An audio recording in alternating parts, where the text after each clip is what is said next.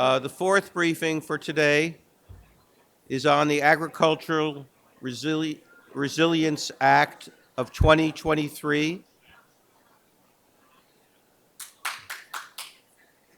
And our presenter, your colleague who deserves your attention, is Emma. Please.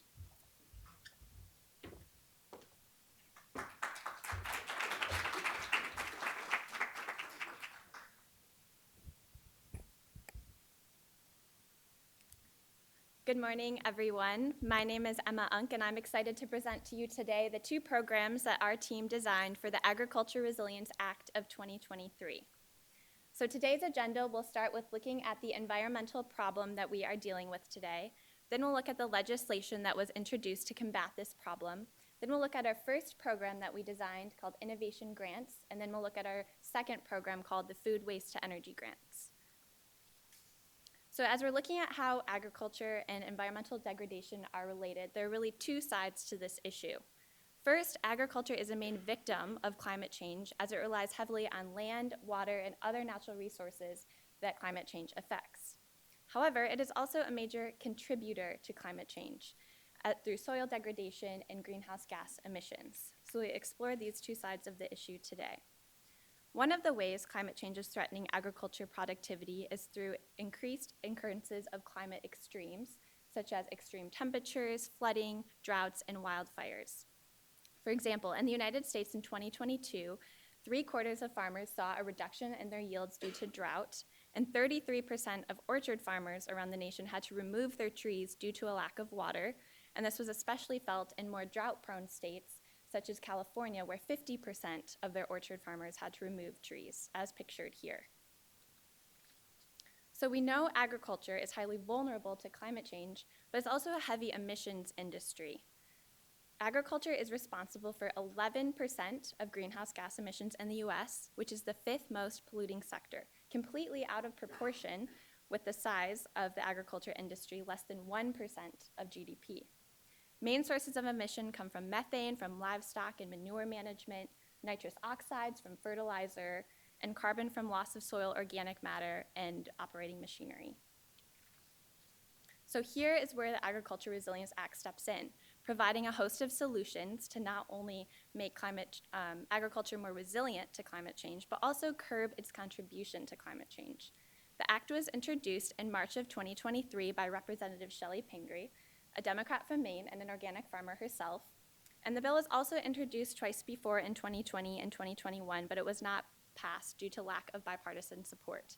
However, the hope is that components of this legislation will be integrated into other agriculture policy, such as the Farm Bill, a large legislative package coming up for renewal next year.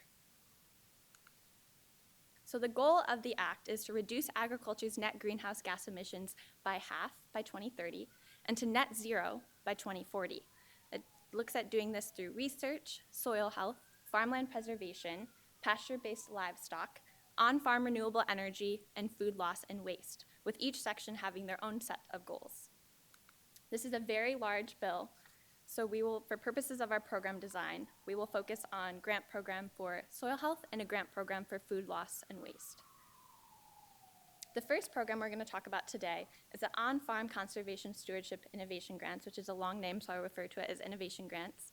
And our second program we will talk about is Grants for Composting and Anaerobic Digestion Food Waste to Energy Projects, which I'll refer to as Food Waste to Energy Projects. So first, the Innovation Grants Program builds upon the Conservation Stewardship Program that's already in place under the United States Department of Agriculture, under the Natural Resources Conservation Service, acronym is NRCS. And this program has already proven extremely successful, helping farmers like Bruce Willems, pictured here from Iowa.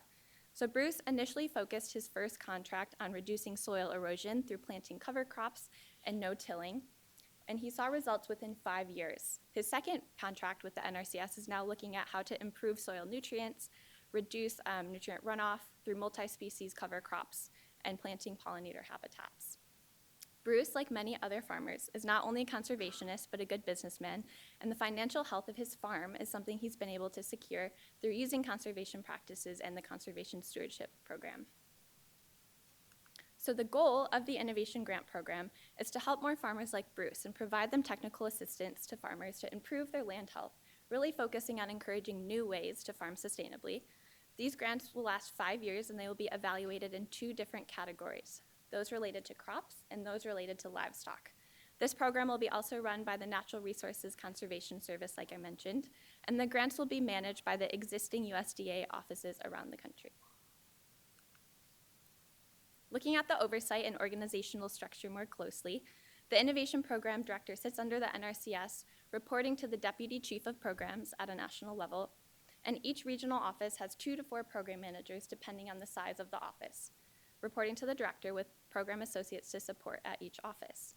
The program staff also works very closely with the local offices and the technical support agents, who are the ones actually visiting the farms, conducting site visits, and working with them on their projects. Our staffing plan only focuses on the high-level program staff here because the expanded conservation stewardship program is so large that they have more insight into the local staffing level. The total budget for the Innovation Grant Program is $200 million annually, which our team decided as it was not stipulated in the bill. The proposed legislation expands the Conservation Stewardship Program from a $1 billion grant program to a $4 billion grant program. So we decided to take 5% of this amount for the new Innovation Grant Program, leaving 95% for implementation of the rest of the expanded Conservation Stewardship Program. 57% of the budget is for technical assistance, as a lot of the on-farm innovation will be supported by the staff I mentioned in the last slide. 40% is for the grants, which are the direct payments to the farmers, and then 3% is for the administrative costs. Looking at how we plan to monitor performance for the innovation grants, we evaluate team management performance through an administrative report twice a year. We will look at how the program is meeting metrics quarterly in a program implementation report.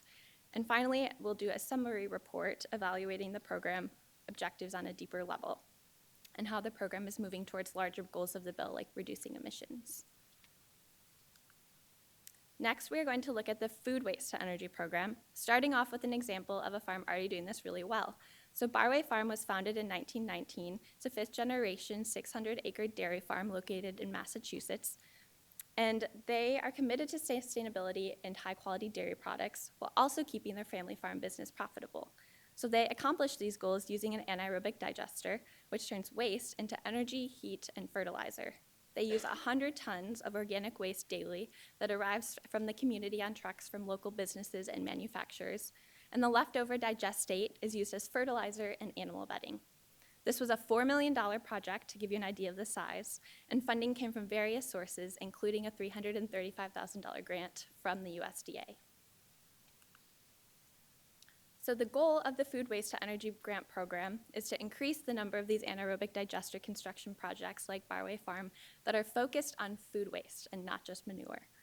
These grants are a mix of small and large, including 4 large grants of $10 million, 8 medium-sized grants of $5 million, and 18 smaller grants of $1 million. This program is run by the National Institute of Food and Agriculture located under the USDA, and these grants will also be managed by the existing regional offices. For these grants, the budget is allocated in the bill at $100 million annually, and there are only 30 grants to issue annually, so a much smaller staff can handle this, only 2% of admin costs. The Food Waste to Energy Program Director sits under NEFA. I won't go through the whole org structure since we saw that with the other program, but there are 1 to 2 regional division managers and 2 to 4 program associates, depending on the size of the office. Looking at how we plan to monitor performance, we will look at team management and an administrative report once a year, and then we'll also look at how the program is meeting metrics annually in a program implementation report that will start in year 2 after the program is established. Looking at the timeline, both grants follow a similar structure. The first half of the year will be spent recruiting for new positions and establishing the program priorities and grant criteria.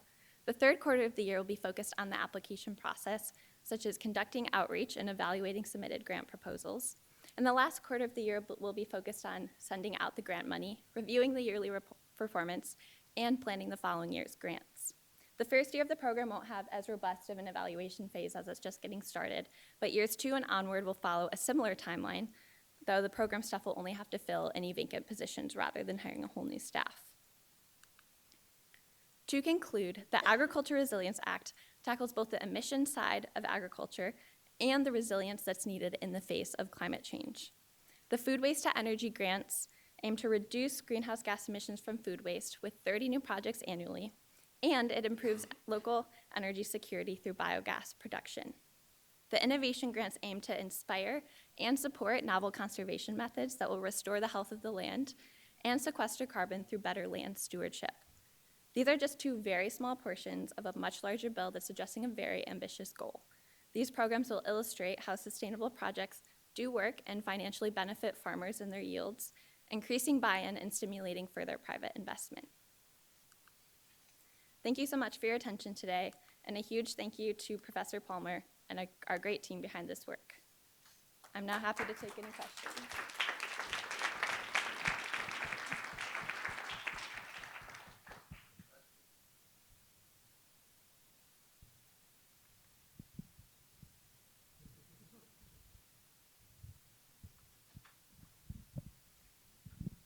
Really lovely. This might be too detailed a question, but I was curious where the energy from that bio-waste on-farm operation, did it go back into the community, or did the farm benefit solely from that production of biogas? Yes, great question. So Barway Farm is now completely run on the energy that's produced from that biodigester. And they have also created kind of their own separate business model for the energy, and they're looking at how they can distribute some of that energy to the surrounding community.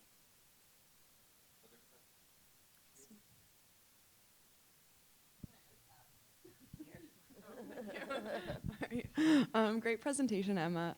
I'm just curious, this is maybe getting into the details, but you, in the grant, or in the innovation grants, there's like a wide range of potential funding amounts, and then you provided an example that was like in the 3 to 6 million range, I don't remember. But I was just wondering, like, do you foresee that those, like even a small grant like 1 million would be able to cover an entire project, or is it like more based on the size of the farm? Like, how did y'all basically decide those divisions and then the percentages that you wanted to allocate to them?